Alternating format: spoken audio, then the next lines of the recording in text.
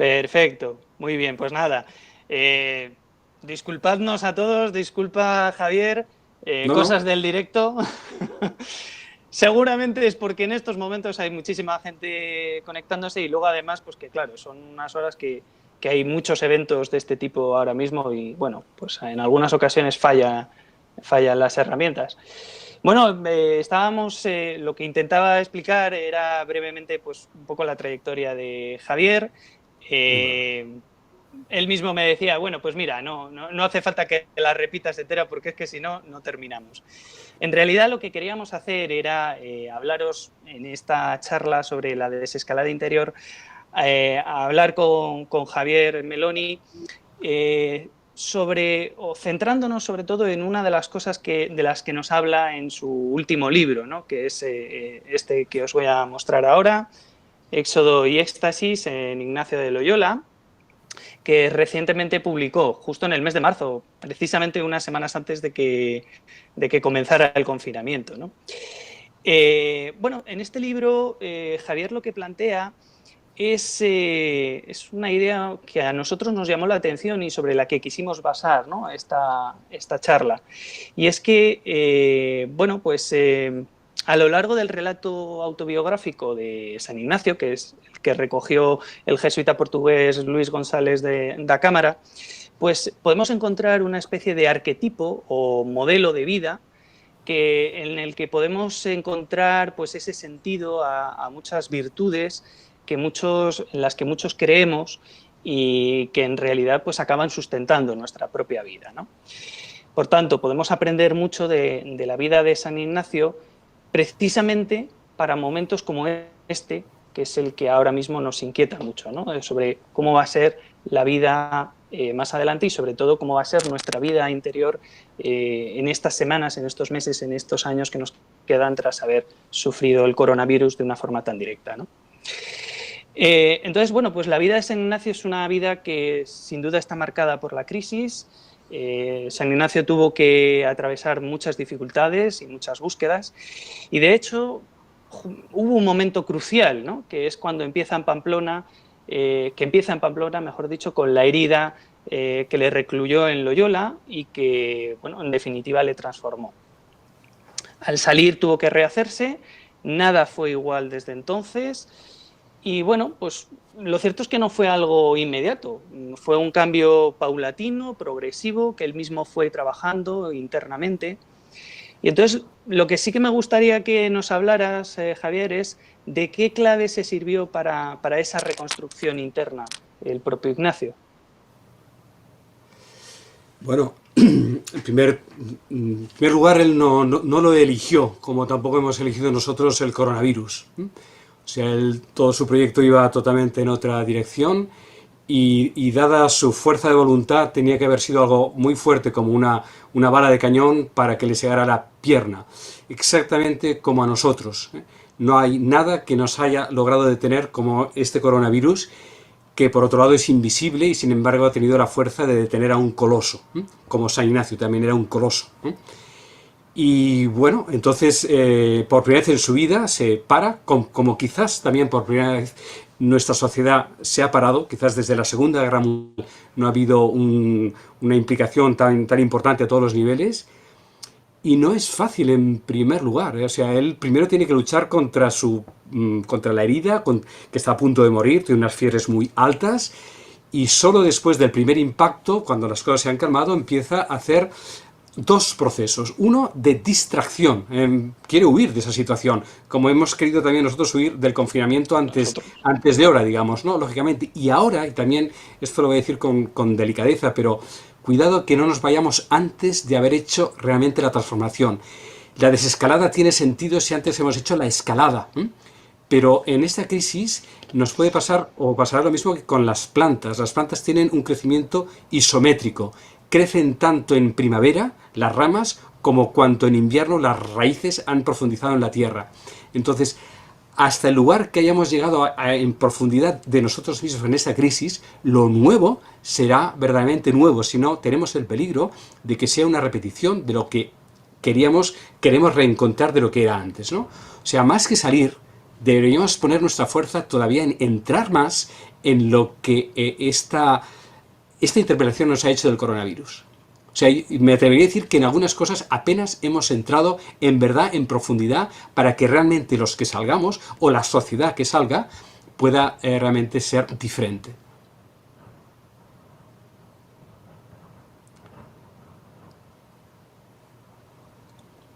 ¿Ahora?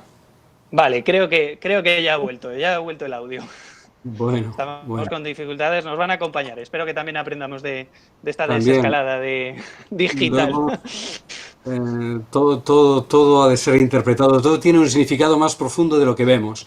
Y ahí está Sí, también sí, sí, parte de sí. la nobleza de corazón, de convertir en el adversario y la adversidad en camino, en Desde umbral. luego, desde luego. Bueno, para que veáis que esto es desde la sencillez doméstica, desde luego.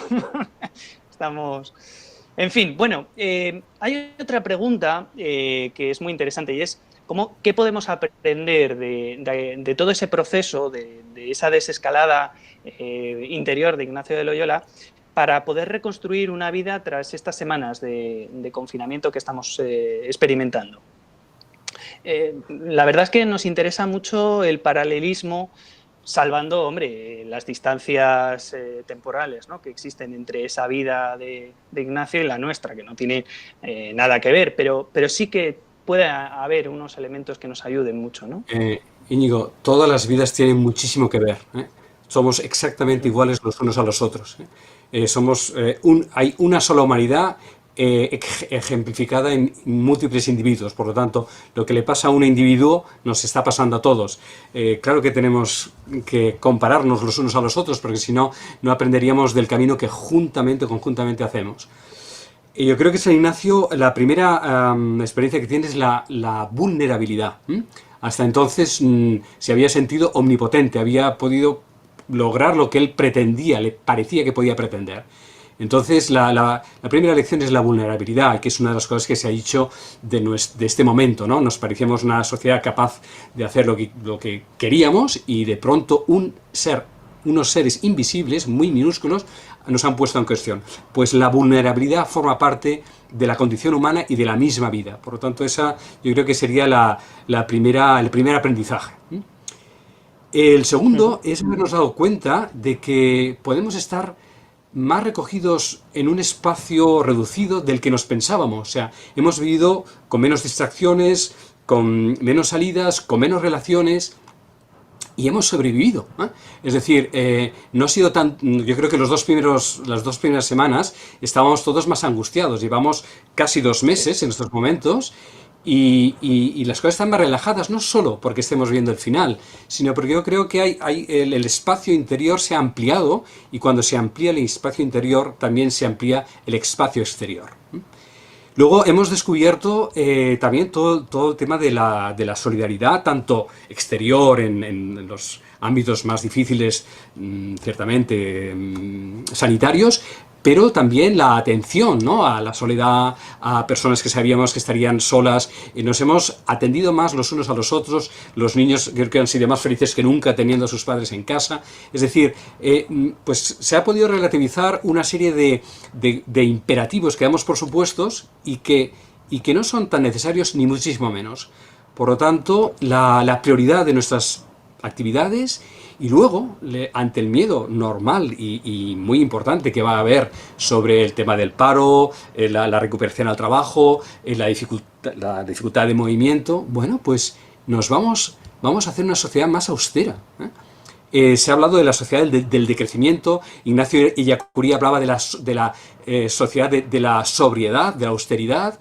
Bueno, pues aquí el gran reto es que lo que ha sido, digamos, forzado exteriormente pueda ser libremente asumido. Ese es el gran espacio de libertad que tenemos cada uno de nosotros, libremente asumirlo. Yo te he escuchado todo, la verdad es que es muy interesante todos estos planteamientos nos están descubriendo que efectivamente que la vida de Ignacio tiene mucho que ver con nuestra vida, ¿no? Y con esa capacidad de superación que en realidad todos tenemos para poder afrontar estas dificultades, ¿no? A nivel interior, Quizá no lo habíamos tenido tan en cuenta, pero a nivel interior es muy importante todo este proceso que estamos pasando. Hay una cosa de la que hablas en el libro, ¿no? Bueno, no es una cosa en realidad, son varias, ¿no? Son las tensiones, ¿no? Las fecundas tensiones que van apareciendo a lo largo de todo el relato del peregrino y que en ocasiones parecen muy contradictorias entre sí, pero que en realidad acaban siendo pues como unas fuerzas que se complementan unas con otras, que abren regiones de creatividad, de libertad, factores opuestos, que en lugar de bloquear, pues lo que están haciendo es impulsar una resolución, ¿no? Dentro de Ignacio. ¿Qué tensiones crees que podemos encontrarnos en realidad hoy que nos puedan ayudar a conseguir un fruto pues mucho mayor en nuestras vidas? Sí, tensiones, polaridades, efectivamente, se ha dicho, ¿no?, de que con frecuencia eludimos la paradoja para caer en el tópico. Entonces, yo creo que la primera polaridad, la primera tensión sería, por un lado, estar atentos al exterior, a la información que nos llega de fuera. En estos momentos yo creo que nuestra sociedad tiene excesiva información y parece que si no estamos suficientemente informados, pues somos inconscientes o nos desinteresamos de la sociedad. Pero la polaridad está entre la información necesaria y el silencio también necesario para asimilar la información que recibimos. Si se desproporciona un silencio que no escuchara la información de fuera, podría ser una escapada, una evasión, pero una excesiva información que no tiene tiempo para asimilarla, se convierte en intoxicación, digamos, ¿no? Exterior, interior. Esa es la polaridad base de la espiritualidad ignaciana, digamos, ¿no? Otra polaridad fundamental o tensión es la atención a lo concreto, a lo que podemos hacer, a lo que está en nuestras posibilidades, pero al mismo tiempo la utopía absoluta, digamos, ¿no? La mayor de las aperturas para que lo pequeño no se convierta en provinciano y en mezquino, sino que tenga la dimensión de lo universal. Y al mismo tiempo que lo universal no de tal manera se pierda que no llegue a concretarse en lo inmediato y en lo concreto, ¿no? Lo que se ha hablado hoy de la cultura glocal, digamos, ¿no? Actuar localmente y pensar globalmente. La compañía en ese sentido, la palabra de este juego, glocal, ¿no? Local y global, ¿no? Pensamiento global y acción local. Eso es 100% el peregrino. Cuando él regresa, por ejemplo, de París después de 16 años a Azpeitia, tiene una mirada cosmopolita y eso lo aplica a una pequeña población de 2.000 habitantes y la transforma, porque tiene las dos miradas a la vez, ¿no? Eso es otro de los ejemplos ignacianos, ¿no? Otro gran tema, la obediencia, por un lado, la obediencia a la realidad, audire, escuchar profundamente, obedecer no es someterse, obedecer es saber escuchar y al mismo tiempo la soberana libertad, ¿no? La audacia de arriesgarse a ser libre y al mismo tiempo estar escuchando, ¿no? Bueno, eso es otra polaridad difícil porque tendemos o bien a encerrarnos en nuestras certezas renunciando a que cualquiera nos diga nada, o estar tan sometidos a la opinión de los demás que entonces nos traicionamos a nosotros mismos, ¿no? Esa polaridad también es algo fundamental en cualquier, tanto en la iglesia como en la sociedad, como en nuestro entorno, en el trabajo, ¿no? Escuchar, pero al mismo tiempo no renunciar a eso que uno siente como verdadero, no porque se lo apropie, sino porque tiene el riesgo de apostarlo hacia los demás y para los demás. No, bueno, podría decir muchas más cosas, pero lo importante es la integración. Cuando nos vamos solo a un lado, nos estamos perdiendo la otra versión, ¿no? Digamos, la difícil alteridad. O sea, Ignacio tuvo la capacidad de confrontarse con el que pensaba diferente que sí. Cito en el libro algo muy bonito, el Papa y algunos cardenales quieren hacer cardenal a Francisco de Borja y eso va en contra de los principios de San Ignacio, porque entonces acabaríamos todos obispos y cardenales y la compañía desaparecería para estar al final dentro de la jerarquía, y justamente somos la alternativa a la jerarquía, ¿no? Y entonces San Ignacio le dice a Francisco de Borja, tú mismo elige lo que tú creas, ¿no? Porque tanto el Espíritu Santo impulsa al Papa y a los cardenales a quererte hacer cardenal a ti, como a mí a decirte que no lo seas. El mismo Espíritu puede decir a cada persona una cosa diferente, y es porque el Espíritu se manifiesta en cada uno de un modo distinto, y es cada cual que tiene que hacer ese discernimiento personal, porque ninguna decisión, ninguna visión agota la absoluta imprevisibilidad del Espíritu, digamos, ¿no? Uh-huh. Oye, una de las cosas que más importancia tienen, ¿no?, en el relato del peregrino es la experiencia del reencuentro, ¿no?, en Ignacio. Para Ignacio el reencuentro siempre es un signo de alegría, ¿no? Es esperanza, es motivación. ¿Qué otras claves le pudieron dar esperanza y que hoy en día pueden ser motivo de esperanza, ¿no?, para todos nosotros después de haber pasado por todo esto? Todavía no hemos pasado por todo esto, estamos pasando. O sea, insisto, claro, no nos vayamos antes de hora. No hemos terminado. No, es que no hemos de terminar, porque si no, en 2 meses no es suficiente. San Ignacio tuvo 2 confinamientos. Tuvo el confinamiento primero de Loyola, y pensaba que había acabado, y volvió y tuvo el confinamiento de la cueva de Manresa. Y es posible, tal como dicen los analistas, que no sabemos, que puedan venir sucesivos confinamientos, porque este virus es una mutación de algo mucho mayor que no sabemos de dónde. O sea, hemos de estar preparados a estar disponibles y confinados al mismo tiempo. Pero que este confinamiento no nos arrebate nuestra libertad, sino que convirtamos cualquier forma de confinamiento en un ejercicio libre de profundidad. Eso es lo más importante de todo, o sea, ser libres en cualquiera de las situaciones en las que nos encontremos, y allá ser capaz de analizar, ser capaz de comprender, ser capaces de escucharnos los unos a los otros, de estar abiertos a todas las ventanas internauticas que nos llegan, y al mismo tiempo que eso no ensordezca la aventura interior de escuchar en silencio, sin sustituciones ni huidas hacia adelante, porque el peligro que tenemos en estos momentos es de correr demasiado rápido y no dejar que la experiencia fuerte que estamos teniendo, y dolorosa que ha sido para muchos, se pierda por precipitación, ¿no? Se ha dicho, ¿no? Se ha comparado esta crisis con la del 2007. No cambiaron las cosas, se volvieron estamos empezando a hacer las mismas polígonos industriales, a continuar las obras que quedaron a mitad. ¿Qué aprendimos? Nada. Cada cual intentó escaparse por su cuenta para volver a hacer lo mismo. El peligro que tenemos si salimos demasiado pronto es que no nos haya transformado suficientemente. Las pruebas iniciáticas que hay en todas las sociedades, comenzando por los ejercicios de San Ignacio, en un mes, pero ese mes se extiende en mucho más otro tiempo, no son rápidas, no pueden ser rápidas. Y el peligro de nuestra sociedad es el fast food, ¿no? La comida rápida. Y en esto el coronavirus está siendo maestro, porque nos está impidiendo salir demasiado rápido para hacer el trabajo hacia adentro que socialmente y personalmente yo creo que todavía no hemos acabado de hacer. O si me permites, y ahora voy a ser un poco más crudo, yo creo que incluso ni siquiera hemos empezado a hacer. Empezado. Exacto. Empezado siquiera, ¿eh?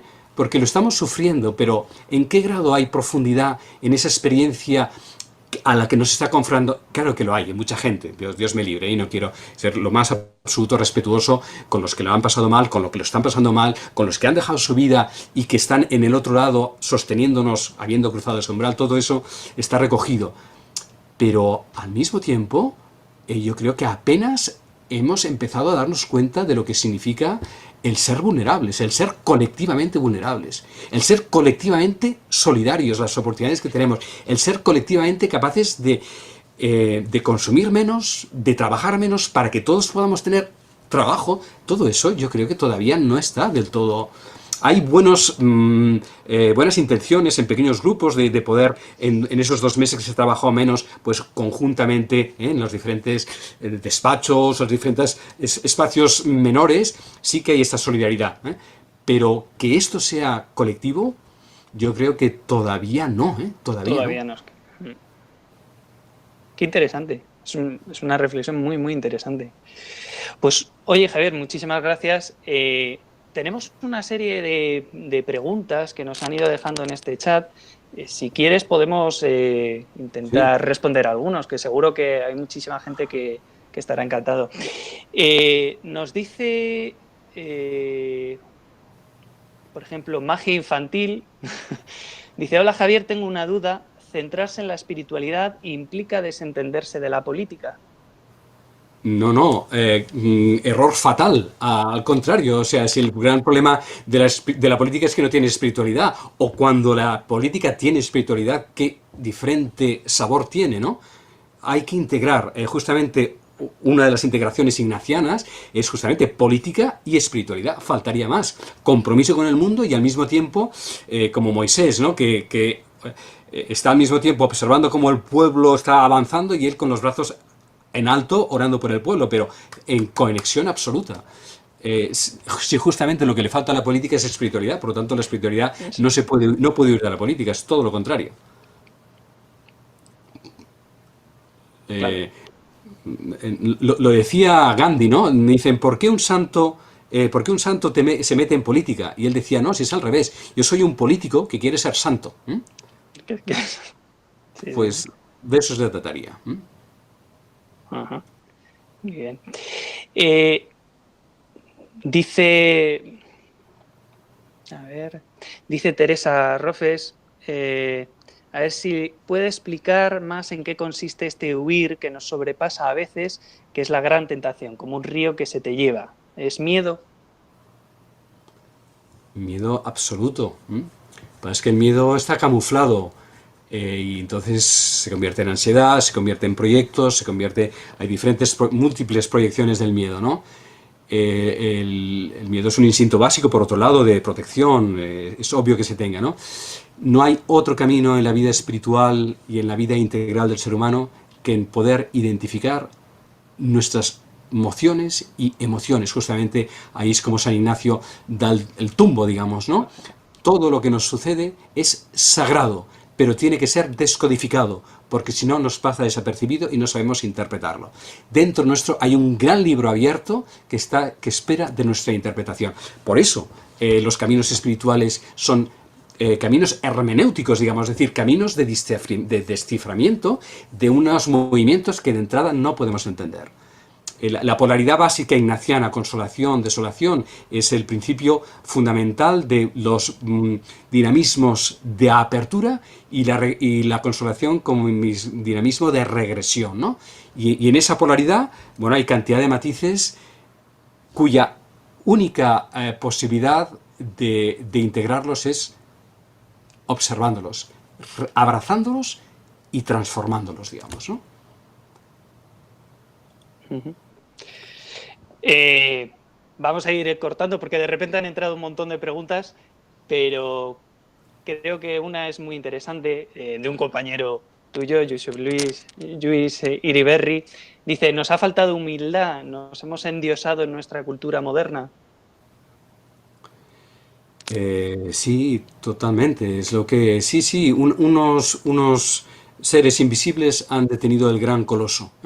Entonces, San Ignacio también, al final de su vida, un hombre que, bueno, que había hecho mucho camino, todavía en el diario espiritual se refleja a sus ya fundador de la Compañía de Jesús, con 55 años de edad, parecía que ya tendría que haber asimilado muchas cosas y todavía se enfada con Dios porque Dios no le concede lo que le está pidiendo. Y después de 40 días, que es su aventura espiritual en el diario, al final descubre que todavía tiene que rendirse a Dios. Todavía tiene que empezar realmente lo que él dice, acatamiento amoroso y humildad amorosa, ¿no? Y que esa humildad la ha de tener respecto no solo de Dios, por supuesto, sino de respecto de sus compañeros y respecto de las cosas mismas.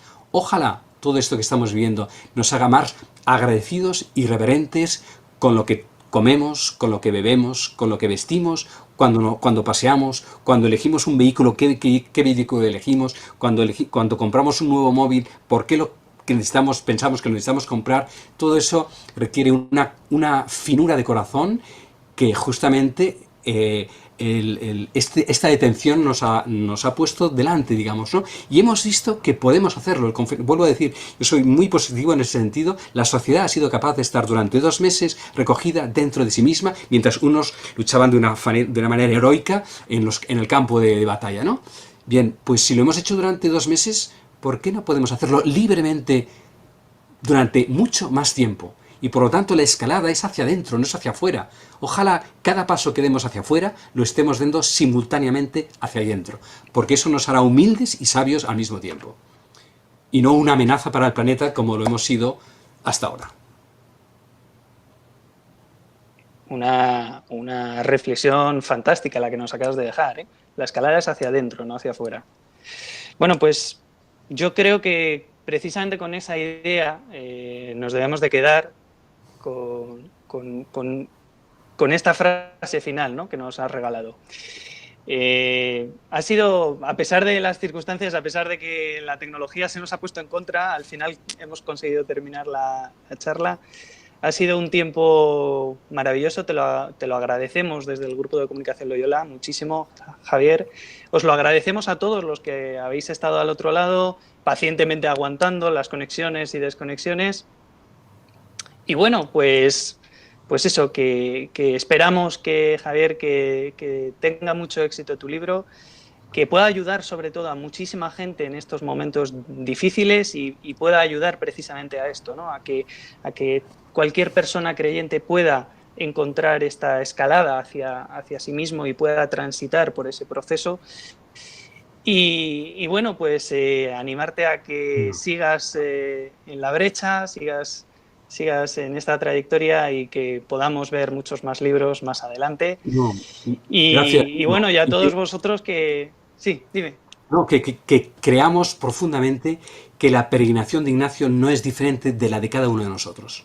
De la de cada uno. A él le llegó a Roma y a cada uno de nosotros nos tiene que llevar al lugar de donde Dios nos está esperando. Y caminando nos vamos transformando, caminando nos vamos humanizando y caminando nos vamos cristificando a través del camino único y irrepetible de cada uno de nosotros. Ignacio el peregrino nos hace peregrinos a cada uno de nosotros en nuestro único e intransferible recorrido hacia Dios, ¿no?, y hacia la realidad, capaces de abrazar cada vez más realidad. Esa también es la gran descubierta de San Ignacio. Él se va ensanchando con el tiempo, ¿no? Cuanto más camina, más se ensancha y al mismo tiempo más se interioriza. Esa polaridad sería también la clave de la espiritualidad ignaciana. Estupendo. Muy bien, pues muchísimas gracias, Javier, como te decía, muchísimas gracias a todos vosotros. Disculpad las limitaciones que hemos tenido de internet. Esperamos que el vídeo va a quedar ya a vuestra disposición para que lo podáis ver tranquilamente. Y bueno, por nuestra parte, pues animaros a seguir muy pendientes porque a lo largo de estas semanas seguiremos con más conversaciones con nuestros autores que nos están regalando mucho de su tiempo para poderles conocer mejor, conocer más la producción y poder reflexionar y ayudar a la gente que más lo necesita en estos momentos difíciles. Así que nada, muchísimas gracias y nos vemos. Gracias a ti, Íñigo. Gracias, Javier. Gracias a vosotros. Gracias.